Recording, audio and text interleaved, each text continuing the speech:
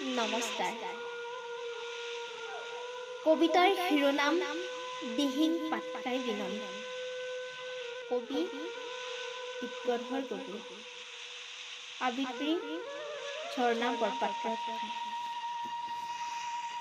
দিহিং পাটকাই বিননি। হে জীৱশ্ৰেষ্ঠ মানৱ, শ্ৰেষ্ঠত্বৰ প্ৰমাণৰ বাবে কিয় বাৰু মোৰ বুকুত কুঠাৰঘাত কৰা? প্ৰাণ কিয় মই দিহিং পাটকাই? ভৌতিক লোভত লোভিত হৈ পাহৰিছা কিয় তোমালোকৰ বৰ্ণমেৰত প্ৰশমিত হৈ নিৰ্গত হোৱা বিষাক্ত বাষ্পশোধৰাই তোমালোককে মই ৰাখিছো জীয়াই।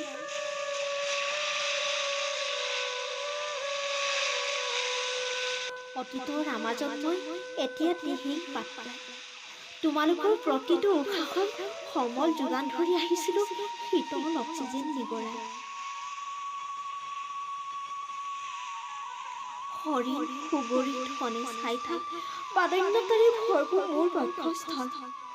ধনৰ লালসাত লালায়িত হৈ জেচিবিৰ সাঁতোৰাৰে আঁচোৰ মাৰি কিয় মাতিব খুজিছ সজনাই মনোমোহা জীৱকুলৰ মংগল? নিজৰ অহংকাৰত গদগদ হৈ পাহৰিছা কিয় মোৰ নামেই দিহিং পাটকাই? বৰ অসমৰ সপোন দেখি মোৰ বুকুতেই ভৰি থৈ আহোম ৰাজ্যৰ প্ৰতিষ্ঠা কৰিছিল চাওলুং চুকাফাই।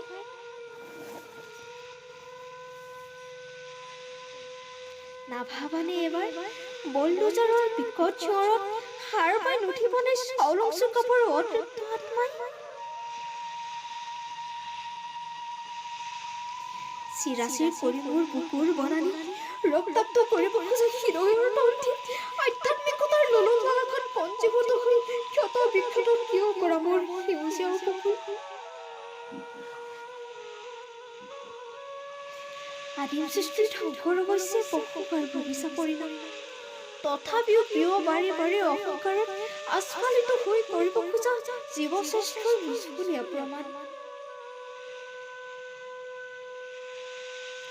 নাভাবানে এবাৰলৈ মোৰ বুকুত হৈ নিৰলে হৈ পৰা মোৰ অজস্ৰ গছলতিকাৰ সপোন কথা? নাভাবানে এবাৰ মোৰ কোলাতে উমলি যামলি লালিত পালিত কীট পতংগৰ জীৱকুলৰ কথা?